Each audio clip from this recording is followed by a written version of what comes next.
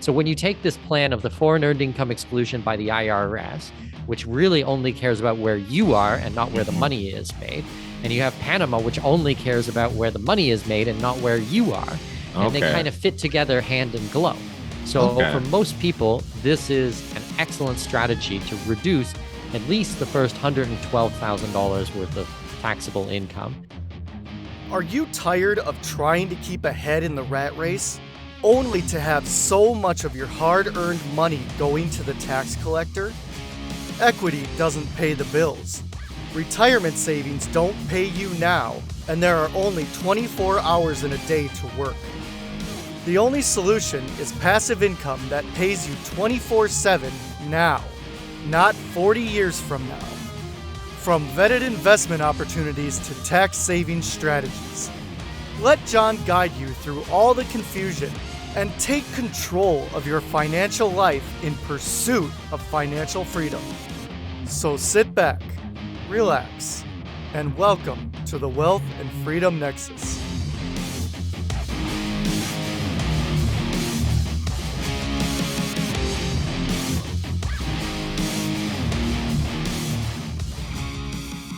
Good morning, afternoon, or evening, depending on when you're listening to this. This is John Rickgarn, your host, as always, of the Wealth and Freedom Nexus. First off, I apologize a little bit for my voice. I've gone a little bit under the weather with some allergies, cold, flu, who knows what's going on. But with a 13-month-old in the house, just about every flu, bug, virus, bacteria, whatnot seems to come in the household sooner or later. So I do apologize in advance for the little bit of iffy quality with my voice not 100% today. But first off, today's guest is actually returning one, Mikkel Thorup of Expat Money, who joined us back in episode 13, where he shared how his company can help you to lower your tax bill, diversify your life overseas, and get better asset protection from creditors and predators, especially if you are a U.S. citizen like me. On that note, I actually wanted to share an interesting fact I read a number of years ago. I don't think this has changed much. I doubt the numbers. Actually, the numbers have probably even gotten worse.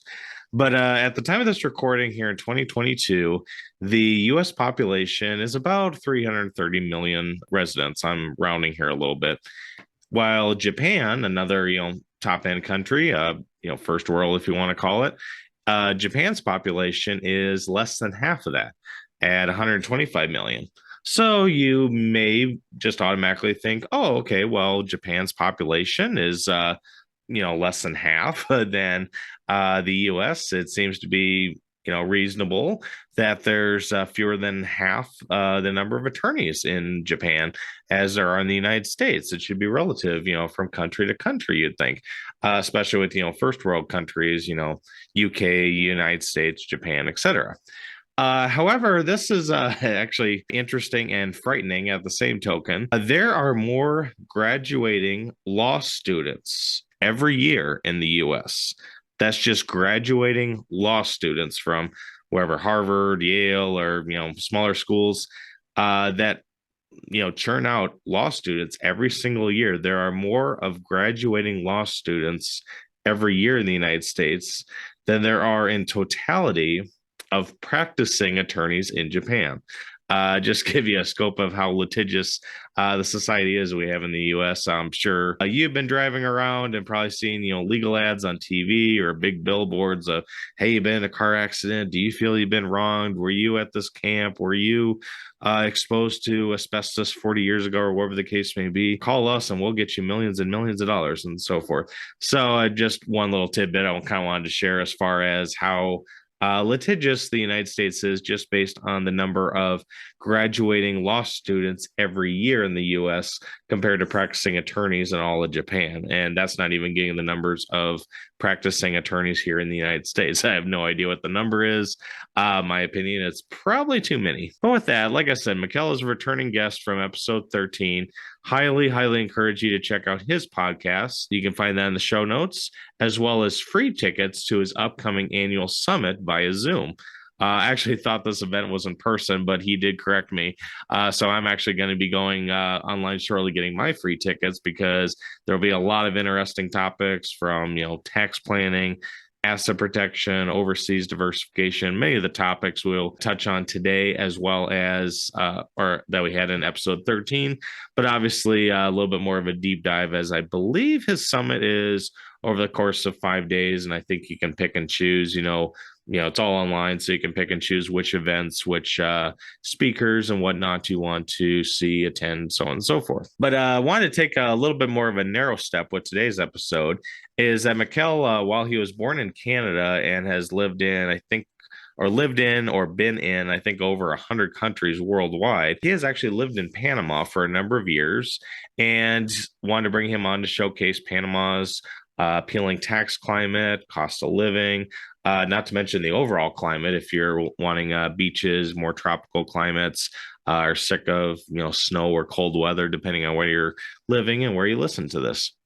Now, as you may remember from episode 44, where we started this country spotlight segment, we had started on Belize with Rachel Jensen of Luna Real Estate, and 2 weeks ago, actually, in episode 52 with Natalie Sullivan, who's actually a fellow realtor in Nicaragua. And just, kind of going down the line, geographical locations, Panama seemed to be a great country to continue this conversation. And I also wanted to learn a little bit more about this country myself, as Panama is actually on the short list of areas or countries that I'm thinking about booking a stay for our 15-year anniversary, my wife and I, in 2023. So yes, there is a little bit of a selfish reasons behind this, as I kind of wanted to learn more about it. As like I said, this is on my short list for potential destinations for our 15-year anniversary. I think everyone is familiar with the Panama Canal, probably learned about it in geography classes, just like I did when I was a kid.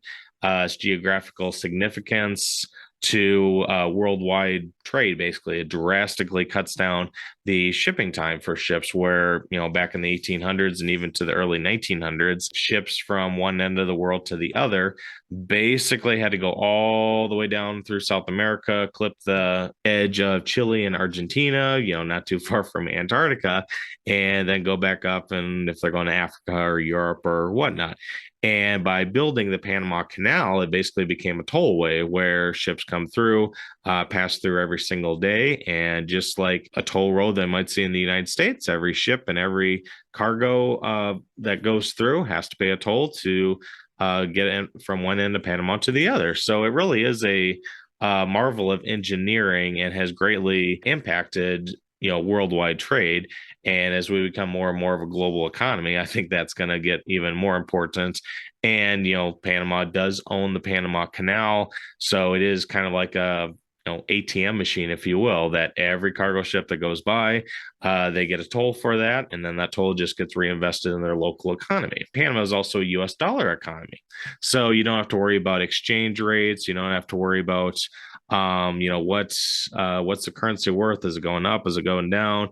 And some places they don't take US currency.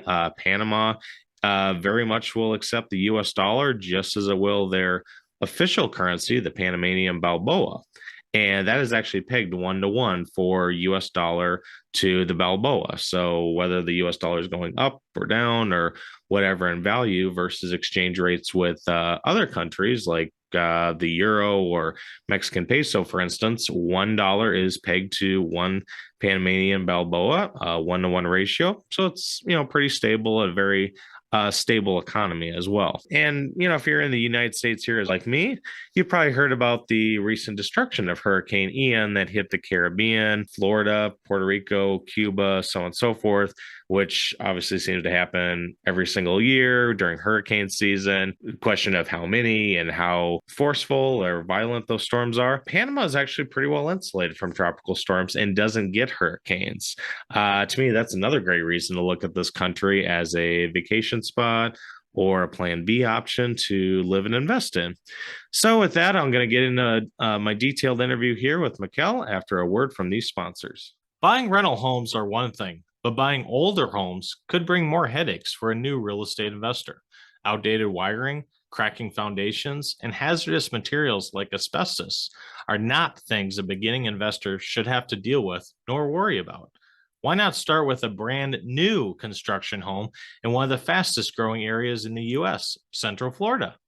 Wagner and Alasko and his team, Build to Rent, have over 3,000 homes in various stages of development and work only with real estate investors.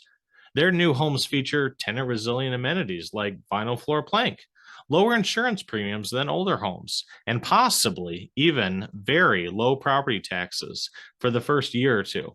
To find out more and learn how this is all possible, go to build2rentdirect.com or text 407-927-5074. That's build2rentdirect.com. Mikkel, thanks for coming back on the show. I greatly appreciate it. Pleasure's all mine, John. Happy to be here. Thanks. So, as I mentioned before, you actually are a returning guest. You joined us here in January of 2022, and here we are almost a year later as we're jumping into 2023. And as I mentioned in the intro, I kind of wanted to have this as another country spotlight or specific, so to speak. And the country I wanted to highlight was Panama. And you've obviously been a resident of Panama for a number of years, but maybe you can kind of take a step back and help educate my listeners, maybe what made you decide on Panama for, with all the other countries in the world, and how long have you been living in Panama now? Sure. So just straight off the bat, I will tell you that my company, Expat Money, we don't work only in Panama, but today's conversation is going to be mostly about Panama.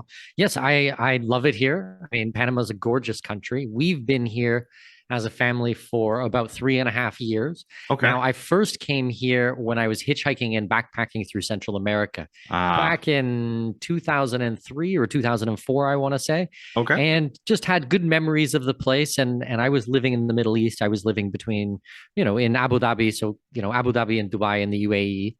And just didn't like the direction that country was going at the time, and wanted to find somewhere a little bit different, somewhere that was food independent, water independent, and still could enjoy that tax-free type of environment that I really do want. So we came over here. It was a very good residency process. Now we've helped, I don't know, well over 100 families relocate to Panama with my company, Expat Money. Okay. And yeah, it's a good country. Happy to kind of go in whatever direction you want. If you want to talk about the country itself and about the immigration or about the taxation, up to you, John. Sure, absolutely, yeah. And I mean, we could obviously go down the rabbit hole on numerous topics, but maybe we'll just start off on the bat. You obviously mentioned tax savings, and let's just say, for an expat, digital nomad, retiree, and I'm just going to pick on the United States, my home country, and maybe they're a little sick of overtaxation, just shall we say the direction of taxation in this country. What would be the benefits of someone either seeking, permanent citizenship or residency in Panama as far as tax savings go? Yeah, so let's clear up a couple of things just so we're very everything is on the table. As a U.S. citizen, you have a legal requirement and obligation to pay taxes on your worldwide income. So there's only 2 countries in the world that actually do this. There's Eritrea in Africa, which is known for blatant human rights violations, and there's the United States. Most other countries will do taxation based on residency or a territorial or different type of tax schemes. But taxing on citizenship is really a U.S. thing. Now, saying all of that, there are certain programs by the IRS that will allow you, when you move overseas, to legally reduce your taxes. So the main one that we work in is called the foreign earned income exclusion. And what it does is allow you to exclude the first $112,000 of earned income from paying tax on. Now, if you are married and your spouse is also an American or an American taxpayer, there's a doubling effect. So now you're talking at about $220,000, just I would say around $225,000 tax free. Okay. Now, how does Panama fit into this? Well, that takes care of things from the U.S. side, but we still have to deal with the country that you're living in. So in this case, in Panama, it's a territorial tax system. So really what that means is they only care about money that is made inside the country. Okay. So if you have I don't know, you work at a bar, or you cut hair, or you have a little tienda in the store or something like that, you're absolutely going to pay tax on that inside of Panama. But if you have an online business, you do Amazon FBA or coaching and consulting, or you have investment properties, or you trade crypto or stocks or whatever this is, inside Panama, Panama is not counting it. Okay. It's deemed foreign sourced income. Therefore, there is no tax on it. So when you take this plan of the foreign earned income exclusion by the IRS, which really only cares about where you are and not where the money is made, and you have Panama, which only cares about where the money is made and not where you are, and they kind of fit together hand in glove. So for most people, this is an excellent strategy to reduce at least the first $112,000 worth of taxable income, possibly $224,000 if you're married. But then even on top of that, there's additional tools in the toolbox. So, I'm not going to get too far down the rabbit hole on all the different tax programs that the IRS has, but that's kind of the big one that we're looking at. And this is also valid for Costa Rica and Belize and Nicaragua and a bunch of other countries in the Caribbean and Central America. I like Panama the best because it's one of the safest countries down here. The medical facilities are the best. It's a real city. You can have a real life here. You don't have to be out in the middle of nowhere all by yourself or, out in the sticks or something. You can have a really developed life here and have it tax-free. Okay, makes sense. So now maybe just for illustrate to my listeners, and I don't know, I'll just pick on California here. Let's just say someone's a resident of California. They work for, whatever, ABC company, Amazon, Google, whatever. And the company says, hey, you're able to work remote. You don't have to live here. They could effectively, and just say this is a single person, move to Panama, still work for the company that's in California. On the U.S. side, the U.S. says, well, your first $114,000 of earned income is exempt. On Panama, they look at it and say, well, this you're working for a U.S. company. This isn't money earned right in the country. By marrying that would effectively make it about up to 114,000 tax free from both sides. Is that correct? So you're 90% of the way there. So it's $112,000 for 2022. 112, sorry. Yep. And then it goes up every single year. It keeps up with inflation. So what we're discussing specifically is your federal income tax. Now, we got 50 states here and all of them have their own state tax. I can tell you from California in your example, and once again, this is just completely general information. I'm not giving individual tax advice whatsoever, but California is one of the most aggressive taxing states.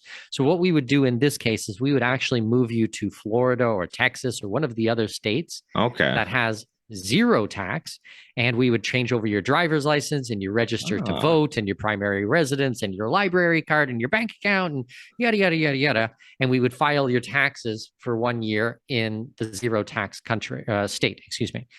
Now, after we have gotten that accepted, we've really moved you. I mean, this is not like a pretend or a paper thing. We really move you to another state and you file your taxes, you go through all of this legally, then we can move you overseas. So now we've taken care of the state level from California and the federal level. And now you're there. That takes you that remaining kind of 10%. If you come from a state that doesn't have really aggressive tax laws, then usually we can move you straight overseas as an expat. But it would be on a case-by-case basis, and we'd have to look at it. But I can tell you, for your example with California, they're super aggressive. Yep, and which, not surprisingly, a lot of people are fleeing the state even pre-pandemic and definitely post-pandemic as we're recording this. So, but now you had touched on this a little bit, Mikkel. Obviously, there's a lot of great things about Panama, but can you speak to a little bit about the healthcare system, as how is, the insurance works, and, how is the healthcare in Panama compared to either the US or maybe other Central American countries? Yeah. So Panama is really, really fantastic healthcare here. Actually, medical tourism is very popular. So you actually have lots of people who fly into Panama to have medical procedures specifically done. Number one, because the quality of the equipment, the hospitals themselves, the skill of the doctors. So a lot of them are trained in Canada and the United States. So a lot of them, pretty much all of them, will speak English. I don't think I've met a doctor here who doesn't speak English. Maybe the admin staff and things like that will only speak Spanish. But even then, you can always get a translator. And I'll give you a concrete example. So I speak Spanish. My Spanish is pretty good. But I had to do my annual physical. I'll be 40 soon, so I wanted to do my annual physical. And we found a private hospital here. And although I speak Spanish, my Spanish for medical level Spanish is, kind of a different thing. Sure. So we hired, we contacted the hospital, my wife did, and explained the situation, and they said no problem, we'll have a translator meet you downstairs. Okay. So at 7:30 in the morning, there was a translator downstairs. They walked around from each one of the appointments. I had like a full day booked, so we had full blood panel done. Then I went and saw an ophthalmologist. I had a chest X-ray done. I had a physical. I had a conversation with a doctor to go through everything, like just 50 tests. Like it was 4 hours back and forth. The translator was there with me the entire time.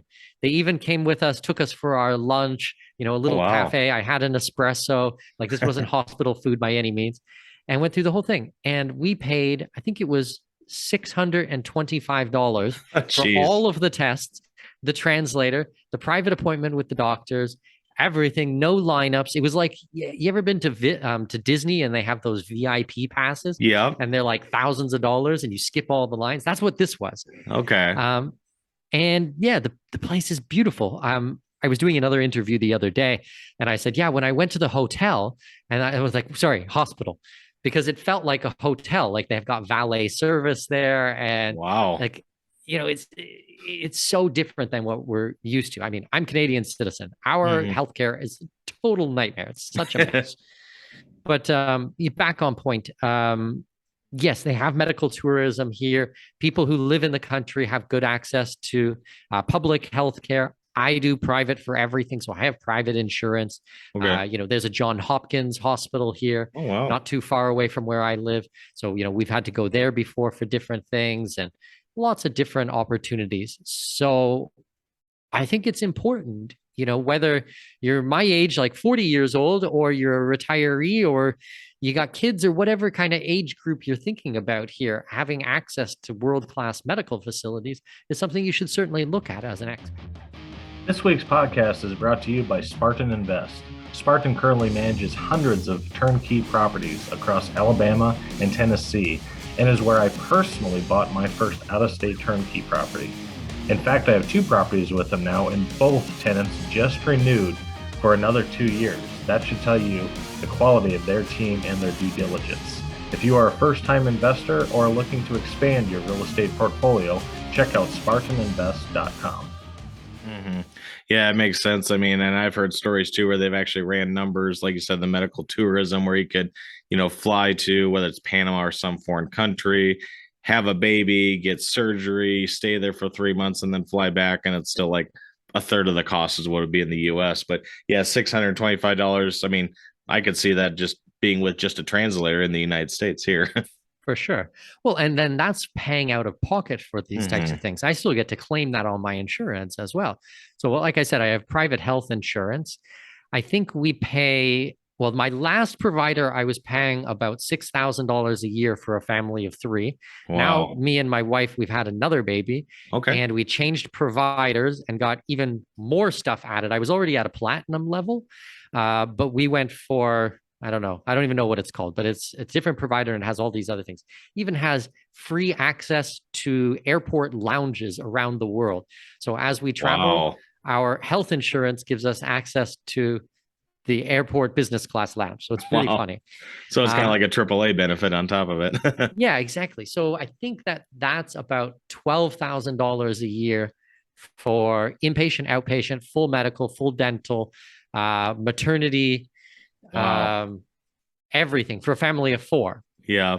So that's considerably less than the United States, I would guess. Yeah, I actually know one of my friends. He's a fellow entrepreneur, self-employed. Him and his wife and 2 kids. And to be fair, one is special needs, but I think they spend, I know it's over $10,000 a month just for them, and I don't even know what their deductible and copays and all that other stuff. But obviously, we're talking considerably less. Yeah, it's crazy. So, when you start adding things up, like you eliminate your tax bill, your insurance is, in this example, 1/10 of the cost. But for most people, let's say it's 1/3 of the cost or 1/4 of the cost.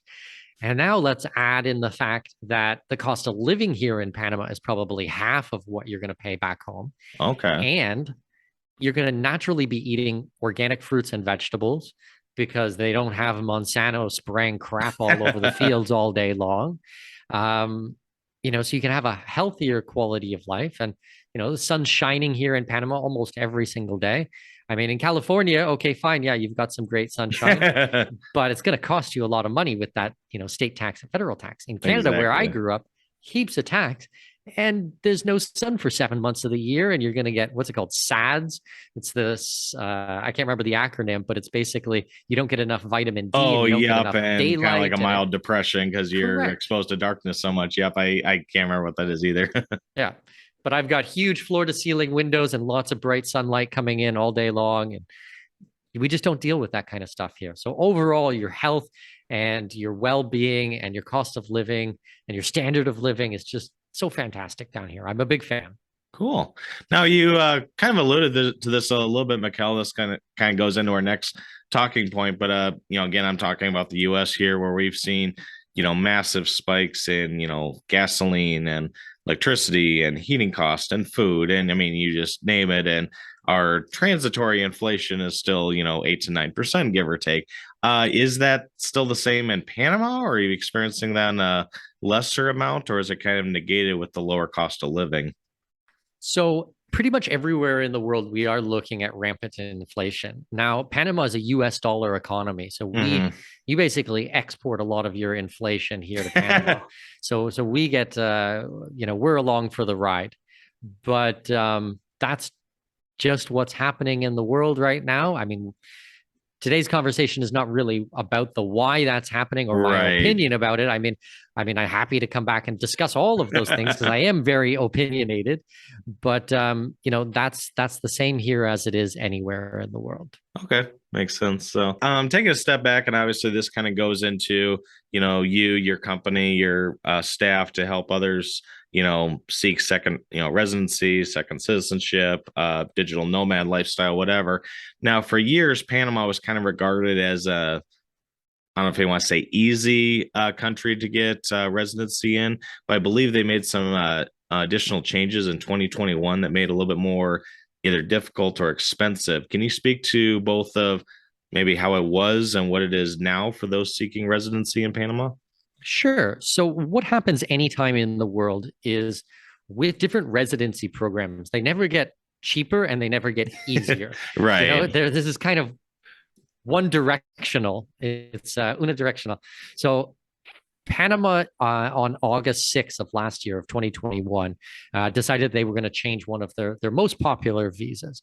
And instead of being a $5,000 bank deposit, they've changed it to a $200,000 real estate investment. Okay. Now, it's a considerable jump. Like, don't get me wrong, but what I can say is it did not slow down things at all. Oh, okay. I'm still helping just as many people go through the process and get the residency here in Panama as I ever was before. The need is there, and it's still a quality visa. Panama is still an excellent place to be.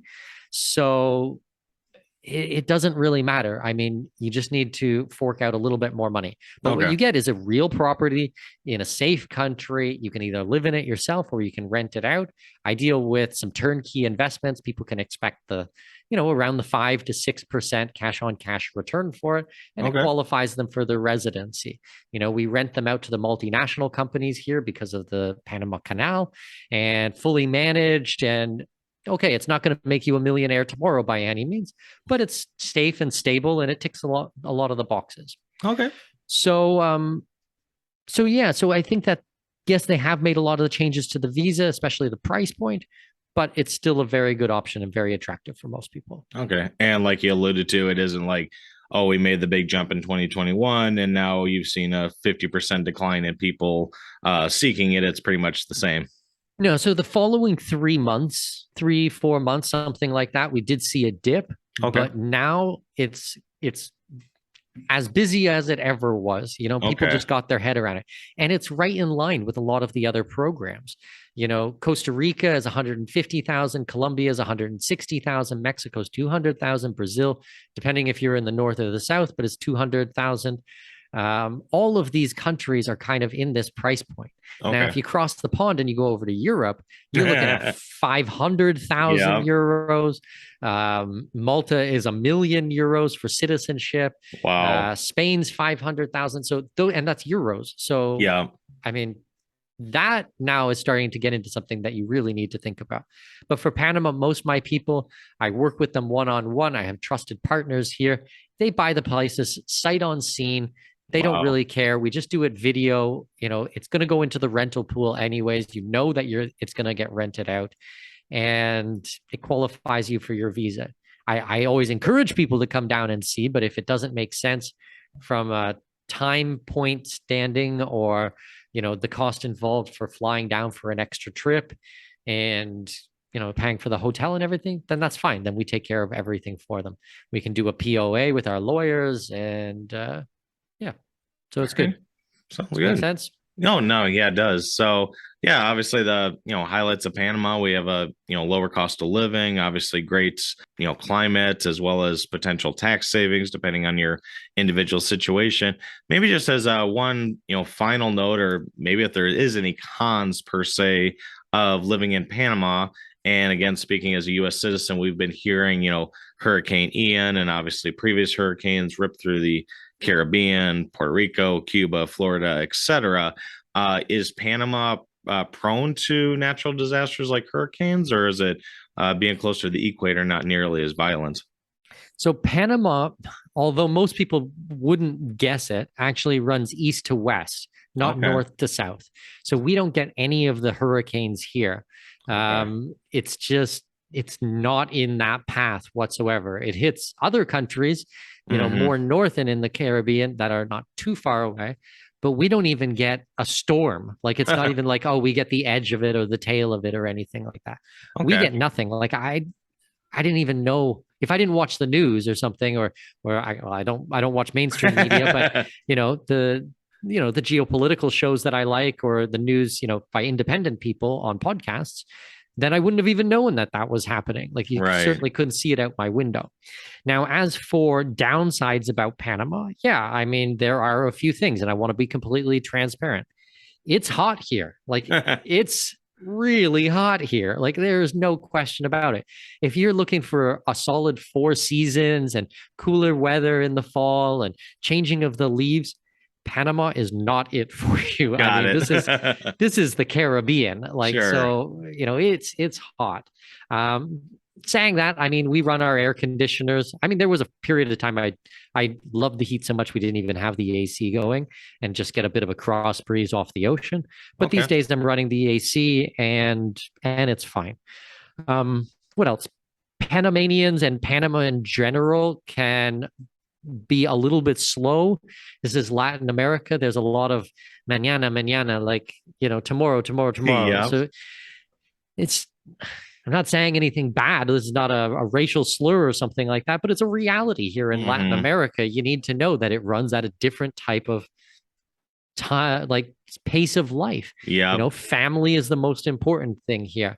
Showing up on time for an appointment comes second. So if your family needs something, or your mom asks you to do something, I mean, that will always come first. And a lot of times they won't even think to let you know. So you don't even bother showing up early for anything anymore. You show up like 5 minutes late, which is really early. And then they show up 10 minutes late, and you're mentally prepared for it, and it's all okay. Like, it's just, but if you're very, if you come from, Central Europe, or, German type of everything has to be on point. And, you might find it challenging here. So you need to learn to relax, tranquilo, relajado, and you'll have a better time. All right. So obviously, everyone has a different culture, and what's the old adage? When in Rome, do as the Romans do. So obviously this would be the Panamanians do as the Panamanians do. So exactly. Right. You got it. So now, Mikkel, you've kind of touched base a little on this, but I wanted to kind of highlight one of your more popular downloads, and I do have a link to this in the show notes to go right to your website. But you had the 19 international strategies to make sure I get this right, to protect and grow your wealth abroad. As far as protecting one's wealth and having it grow potentially tax-free. Is Panama still a really good fit for that, or do you want to chime in on some other maybe countries or strategies that you and your country utilize with that? Yeah, so the download is excellent, and you guys can find that one in your show notes, John, or if you guys go to expatmoney.com, you'll find a link to it on there as well. But what it really does is highlight at a top level of some of the structures and ideas and strategies that you're going to want to have if you're going to want to grow and protect your wealth, and specifically overseas. I don't deal with the domestic markets whatsoever. My speciality is in the offshore markets. Okay. So tax favorable countries where we have better asset protection laws and wealth protection laws and these types of things. Now, as for which countries are best and how this all fits together, I mean, there's no blanket answer to that type of thing. Sure. It's really dependent on the individual. So I work as a consultant. That's what I do for a living. I've got a consulting firm here in Panama, and I help people go through all of these types of things. And we put a lot of these strategies in place. But I highly encourage you guys to go and download it and, learn a little bit about it. This is really important to get educated about. And another really good resource is we're actually doing an upcoming summit. So if you guys go to expatmoneysummit.com, you guys can grab a free ticket to it. Now, we have a VIP ticket with a ton of other bonuses, which is a paid version with which, if you want to take advantage of all that, then great. But if you just dipping your toe in the water and you just want to see if this is for you or not, then I highly encourage you to grab a free ticket at expatmoneysummit.com, expatmoneysummit.com. Perfect. It's a lot of work to put on, but it's really good. Like we got 37 presentations over 5 days going into every aspect of this. Like you will not want for information at the end of this. All right. Yeah. Like you kind of said with, if hot climate is your thing and maybe you're from a very cold climate, maybe just getting away for 5 days in a warm climate is a benefit enough, and the education is just an add-on on top of that. So well, it's actually an online summit, so although you can come down here and watch it on the big screen or something here in Panama, it's completely online, so it doesn't matter where in the world you are. You can get a free ticket and come and watch all of the presentations. Okay, sounds good.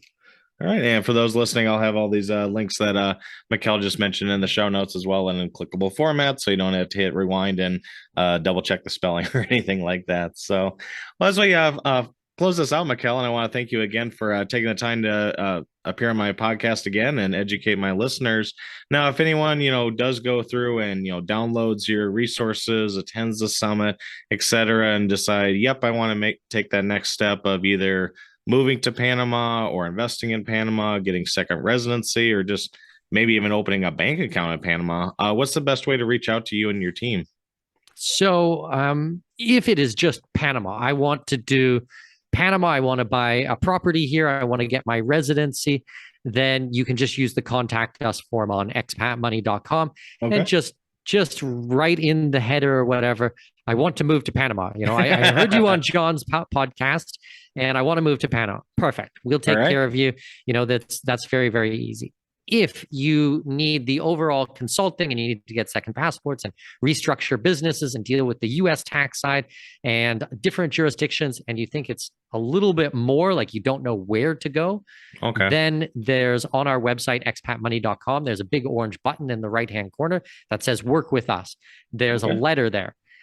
Do not read the letter on your phone. It's very long. Pull out a laptop, pour a cup of coffee, sit down. It will take you 15 to 20 minutes to go through. It's very detailed. A lot of information in there. It explains how I work, the services, what's involved, a lot of the strategies, everything like that. At the end of that, there's an application form. If we agree it is a good fit, we'll take a phone call. We'll look at these things. I will warn you, I am not cheap. My fees are not very low. They're not low. I work with high net worth individuals on these things. So you should expect multiple 5 figures for these types of services. Yeah. So there's kind of the whole gamut here. We went through the PDF download, very, very easy. type of thing, all the way to the summit at expatmoneysummit.com if you want to get educated.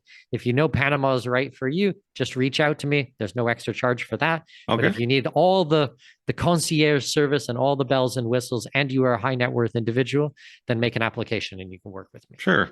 Well, and I think Dave McKnight put it best, price is only a concern in the absence of value. And if you're paying 4, 5, even 6 figures for consulting services, but hey, it yields a massive investment or, saves $250,000, $500,000 in taxes. Well, to me, that's money well spent, regardless of what the sticker price is, if you will. Very well said. Thank you very much. Sounds good. All right. Well, I won't take up any more of your time, Mikkel. I appreciate you joining us and my listeners as well, and hope you have a good rest of the day and look forward to seeing the summit. Absolutely. Thanks so much, Sean. Thanks, Mikkel. Thank you for listening. Be sure to share, rate, review, and subscribe on your favorite podcast platform. For more updates, check out www.wealthandfreedomnexus.com. Remember, nothing on this show should be considered tax, legal, investment, or professional advice. This show is produced solely for educational and informational purposes. Please consult an appropriate and licensed tax, legal, real estate, or business professional for specific advice for your situation. For distribution or publication rights or media interviews, please contact the host.